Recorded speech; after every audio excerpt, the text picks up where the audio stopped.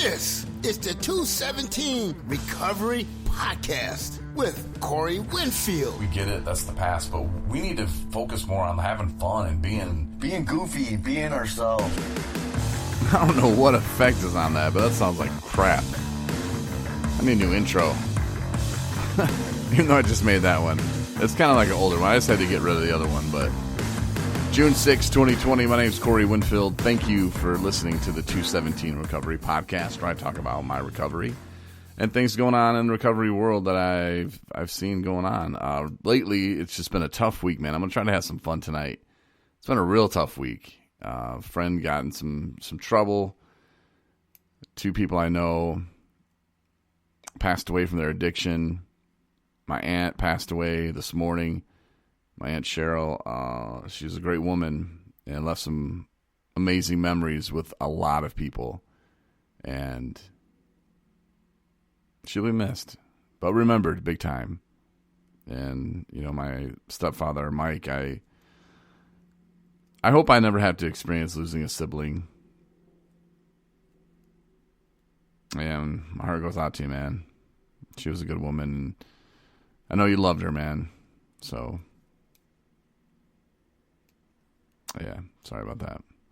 So today, though, was an interesting day, and I actually had to have fun in recovery. It was a good time, and through the bad times that I've been experiencing this week, you know, we've also experienced some really good highs. And I mean, my girlfriend and I, and you know, she was saying last night. I think this is a big hint. Yeah, laugh it up. She said, you know, I feel like such a teenager when I tell people that, oh, my boyfriend and this and that. It's like, we're in our 40s. You know, we shouldn't be having boyfriends and girlfriends and should be married. And I'm like, oh. So I'm pretty sure that. Man. Yeah. I think they're just putting the hint on. But no, hopefully that does, you know. And, you know, as long as I'm sober, I can do whatever I want, right? But no, to make a lifelong commitment like that is something I've always been afraid of. And I think now I'm at a place where, yeah, I've been sober almost a year and a half. And some people would say, man, you got to wait 5 years. It's always somebody telling you got to do something, you know. Don't you love that? You got to do this. You got to wait. You got to do. No, you don't have to do anything. All you have to do is not drink, not use drugs. Something you have to do, But no, you know, hopefully that'll play out. But, you know, some good news on her job front. And, you know, I'm really proud of her and her recovery and the things that she's doing, man. She's killing it. And it just kind of made me kind of reflect, too, on the things that I've done, because you got to pat yourself on the back. You really do. Some people might be listening saying, no, my recovery coach, or no, my sponsor told me never to pat myself on the back. You should. And sometimes it's those little things that you can accomplish in the day that you can look back at. And I've said this, you know, before. If you've listened to other podcasts, you know what I'm talking about. You know, like that moment you catch yourself acting in a new, sensible way. That's when you should pat yourself on the back. When you can look at a situation and go, you know, hold on. I'm going to just, hold on. Let's just slow it down. Let's act. You know, let's not react. Let's just act. And you go through that, pat yourself on the back, because you know the old you would have went off and used, went to the liquor store, but you didn't. So pat yourself on the back every time you do that. Seriously, those add up, and you can see yourself changing. And sometimes it's harder because, you know, you can go 2 months, 3 months, and you feel like, oh, I haven't changed. Nothing's changing. I'm going to work. I'm coming home, going to meetings, doing this, doing that, playing with the kids, taking their. Nothing's changing. But trust me, things are changing. And if you point them out to yourself, you know, sometimes you have to do that. You know, sometimes others will do it for you too. And if you're anything like me, sometimes you're like, yeah, okay, thanks, yeah. You know, learning how to accept a compliment or praise is something that we have to work on big time too. You know, us in early recovery, because we're not used to that. We're used to being the failure. We feel comfortable in failing. We feel comfortable in the misery because we know it. You know, if I had to go live on the street right now, I could. And I wouldn't think, oh, me, oh, no, I would just think, okay, well, here's what we got to do today. Here's what I need to do, you know. And that's kind of weird. Like most people would say no, but if you're listening right now, you're in early recovery, you've been there, you know what I'm talking about. You know exactly what I'm talking about. Sleeping in your car, psh, nothing. You've done it, been there, done that. Woe's me. We're used to that, but you throw some success our way and oh Jesus, what do we do? You're doing a good job. Okay, thanks. Am I really? Do I got something on my face? It makes us like wonder, like, wait, hold on. So pat yourself on the back, give yourself some praise, and start getting used to taking it. A year ago, I had almost 6 months sober. I was 3 months out of rehab. We had already went to the UFAM rally. That was like I don't want to call it a rallying point, but that was a huge step for us. And I really want to talk tonight too about, how 217 recovery started. And I want to give props to one of the members big time. Actually, all the members, 217 recovery, myself, Anna, Jay, Marnie, Chris Goss, Tyrone.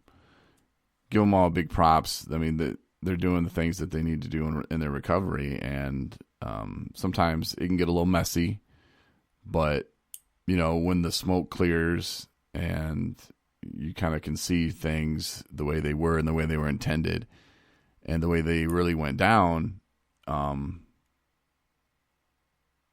it's not always what you read in the paper is fact. And, sometimes people in this world just aren't good people.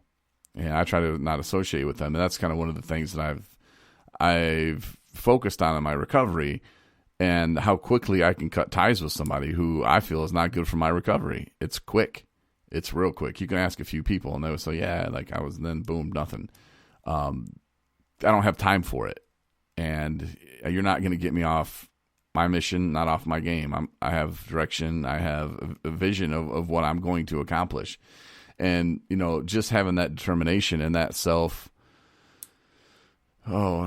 confidence, drive, and I'm not sure what I want to call it, but, when I was in the rehab facility, before I went to the rehab facility, I was pulled over on the 30th of November, 2018, sort of pulled over. I really wasn't pulled over. I was in the parking lot of my apartment complex, and I was taken in to jail, whatever. That started all that. Then I got sentenced, and it was a year probation, and they told me I had to do whatever Riverwood and Benton Harbor, Michigan. But they said they were the drug counseling center. So I went there, and I had been there already, outpatient. I completed the program with 48 sessions. I was one short or something. I don't remember. But then I did it again, went halfway that time. And then I was maybe I need to try it again, and so they were all familiar with me, man. I think every time I would go back and they'd throw me new therapists, the therapist would be pissed because I was just going to wreck their numbers. They're like, oh, great. Corey, free. But finally I got hooked up with Pana, who's great. And, a lot of people will say, oh, I like this guy, I like so-and-so because they called me on my BS. Well, Pana wouldn't call me out on it because I knew better to even bring any. When you can find a therapist that you have that much respect for, that's when I think you're making some headway. So kind of think about that when you're looking for a therapist or something like that. But I wouldn't even bring the BS to Pana because there was no need. I mean, that was just a waste of time, and I really respected him. So the court said I had to do whatever they said, and he was my therapist, and he said that I need to go to long-term treatment. I'd been to treatment at that time 14 times. And that, that includes all kinds of little stops here and there, 3 days, 5 days. And I'd stay a week or so. One time I stayed 28 days. That was about it, man. I heard it all. I already got it, man. I get it. I'm going to do it this time. But this time he said, you need to stay long-term, somewhere between 90 days and a year. And when he said a year, man, whew, it's that's a long time. It's a long time, man. A year, really? Starts naming places, and that was a place that I had heard of when I was at Pine Rest in Grand Rapids. Shout out to them. And this guy was in there and he was bitching about how bad Pine Rest was, and I'm like, what are you talking about, man? Pine Rest is awesome. They got really good people here. I mean, it's one of those places where you go, it's very structured, Pine Rest is, and there's always something doing. And the weekends, every place gets a little bit like more calm, but you still we're pretty scheduled out through the day. So, and that helps in early recovery. And when you're doing, a dual diagnosis place, mental health and the substance use disorder, then it's like, okay. And you're just going at it, man. But it's awesome. But anyway, the guy was bitching about Pine Rest and said that, I was like, why? And he's like, because they don't let you smoke here. I was like, okay, like really? Like you get some Nicorette gum over there or whatever. And he's like, no, man. He told me this nasty Chinese place, man. They let you smoke. And I was like, oh, okay. Nasty Chinese place is a reference to a rehab that I'm not going to mention. But so I went there and I met a woman by the name of Joyce Fetro. But before I went there, though, I was leaving, and Roy from, I don't even know if he's still there. I hope he is, from Riverwood. He was the peer recovery coach. And I think he kept going back to get stuff like accredited. I don't know if he would be like a counselor now or what, but he just pulled me in his office before I left. I was like, hey, man. He's like, so I heard you're going, 90 days. I'm like, yeah. He's like, what's it going to take, Corey? And I was going to shoot him that. Well, when I have kids, I think I talked about this a million times too, but it's 1,000,001. And I really thought about it when I went to treatment. And I laid there first few nights in bed and just, what's it really going to take? And, he told me not to answer him, to answer myself, and so I thought about it, what's it going to take? And that's when I realized, what I was missing in my life. I've been in radio for 20 years, and that was a huge part of me. And like Pana told me, it's like when, the radio station in Benton Harbor fired you for being depressed, like they didn't just fire you.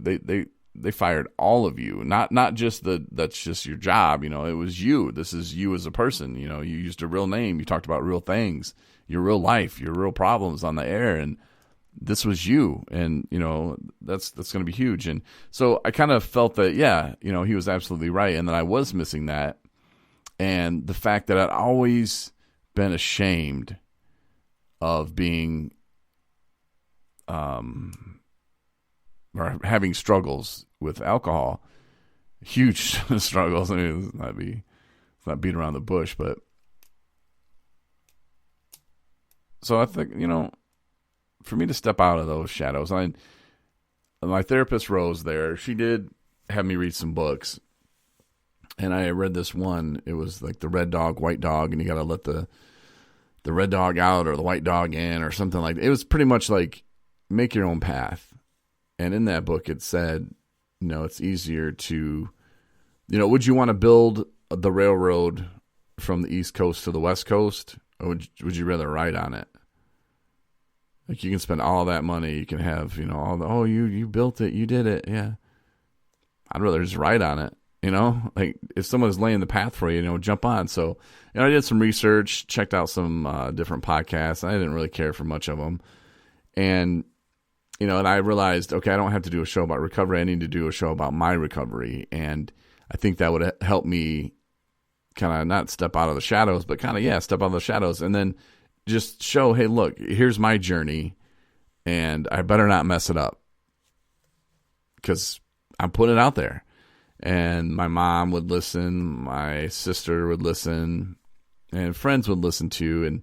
And then next thing I know, like more people started listening, and more people started listening from all over the country. And then next people from all over the world are listening. And that was pretty cool, man. It really was. But then it got to the point to where I was like checking the numbers, and like, well, how many people are listening now? And how many? And because people would always ask, well, how many listeners you got? I don't know. And now I really am kind of like, I'll check it every once in a while, but just to see what countries they're listening from, which is pretty cool. And I'll just, I'd be like, I don't know, man. And a lot of times too, like with the Spreaker thing I use, I don't trust the numbers, and they don't really tell you much. And the more you pay them, the more they show you. So it's kind of like one of those games. And, when Kevin emailed me from St. Louis, that's when I realized, okay, this is what we're doing, and this is why we're doing it. Because at that time I was kind of fighting that, how many people are listening,